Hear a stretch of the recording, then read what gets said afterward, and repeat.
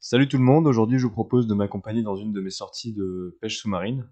Donc en ce moment par chez moi on est envahi par les seiches, c'est des espèces de calamars qui sont très bons à manger.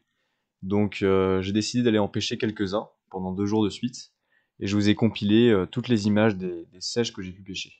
Donc là on commence avec les images d'une seiche que j'ai trouvée au fond de l'eau. Elle était juste à côté d'une deuxième qui était tout aussi grosse. Et il a fallu faire un choix, du coup j'ai essayé de tirer la première en essayant de pas trop effrayer la deuxième pour pas qu'elle parte. Et au final, ça a pas fonctionné. J'ai tiré la première et la deuxième est partie en nageant et ça servait à rien de lui courir après parce que il fallait que je m'occupe de la première. Mais malgré tout, j'étais content parce que elle était assez grosse. Là, vous voyez, elle a lâché son jet d'encre. Elles font systématiquement ça en fait quand on leur tire dessus pour se protéger ou même s'échapper. Vous allez voir tout au long de la vidéo, les seiches sont vraiment posées au fond de l'eau. Je pense que à cette saison, elles doivent se regrouper le long des côtes pour se reproduire. Parce qu'à chaque fois, j'en voyais plusieurs au même endroit. Elles étaient souvent par groupe de 2, 3, voire 4. Donc c'est un comportement que je connais pas particulièrement. Si jamais il y en a parmi vous qui sont experts de sèche, n'hésitez pas à me le dire et à m'expliquer parce que je j'arrive pas à expliquer pourquoi elles se regroupent comme ça près des côtes. Donc là, vous voyez sur ces images, j'ai encore trouvé une sèche qui était posée au fond de l'eau et en fait, j'ai fait l'erreur de la tirer un petit peu trop haut. J'ai pas pris mon temps pour bien viser et en fait, elle était à 2 doigts de se détacher. Il y avait juste un petit bout de chair qui retenait la flèche. Donc finalement, j'ai laissé la flèche partir, je suis descendu au fond de l'eau et j'ai récupéré la sèche à la main pour éviter qu'elle ne s'en aille. En ce début de saison, je commence à voir un petit peu de vie au fond de l'eau.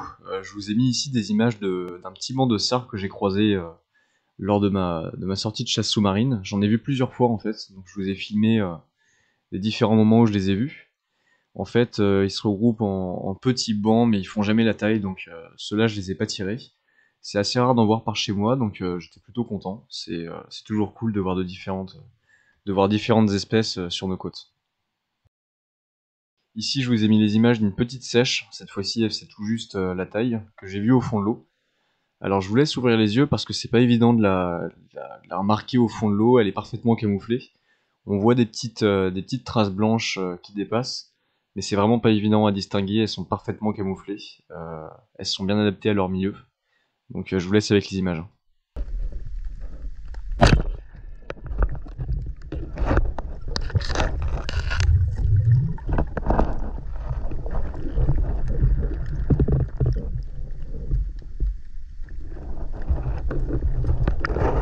Ici, encore une fois, je tombe sur une sèche qui est au fond de l'eau, posée, immobile. Et c'est vraiment une invasion en ce moment, il y en a partout. Donc là, j'ai vraiment voulu faire ça proprement. J'ai détaché un des élastiques de mon fusil, un des sandos, pour éviter que la flèche se plante dans le sable comme il y avait du sable en dessous. Et là, malheureusement, c'est décroché. J'ai pas eu de chance. Ici, même cas de figure, une sèche qui est posée au fond de l'eau, donc j'ai eu aucun mal à la tirer, c'était plutôt facile.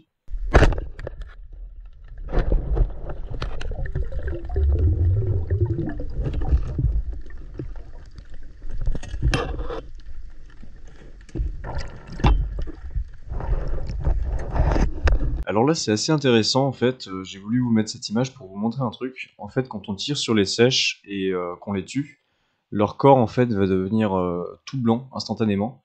Et ici, en fait, j'ai tiré une sèche. La flèche s'est pas plantée, mais je pense qu'elle a reçu un traumatisme au niveau du cerveau ou quelque chose comme ça. Et du coup, elle est devenue toute blanche en fait. Elle a été tuée par le choc. Donc vous voyez, dès que la flèche vient rentrer dans la chair de la sèche ou vient assommer celle-ci, elle devient toute blanche en fait. C'est son système nerveux qui lâche et on a ça en fait à chaque fois. Ici, je vous ai gardé le meilleur pour la fin. En fait, sur la fin d'une de mes sessions de chasse sous-marine, j'ai trouvé 2 énormes sèches, vraiment énormes, elles faisaient plus de 35 centimètres, qui étaient l'une à côté de l'autre, et donc j'ai dû faire un choix. J'ai visé la plus grosse et je l'ai tirée. Malheureusement, quand on fait ça, la plupart du temps, l'autre sèche s'en va. Là, c'était le cas, du coup, j'ai pas pu tirer la deuxième sèche, c'était plutôt dommage. Pour finir, j'ai voulu vous montrer la façon dont j'achève mes sèches. En fait, il faut planter le couteau vraiment entre les 2 yeux, en allant vers l'arrière, pour faire en sorte de la tuer nette et éviter qu'elle souffre, c'est important. Si jamais la vidéo vous a plu, je vous invite à lâcher un petit like, ça m'aiderait beaucoup, et n'hésitez pas à vous abonner si jamais mes vidéos vous plaisent, je vais en sortir plein cet été, donc ne ratez rien. Voilà, je vous dis à la prochaine.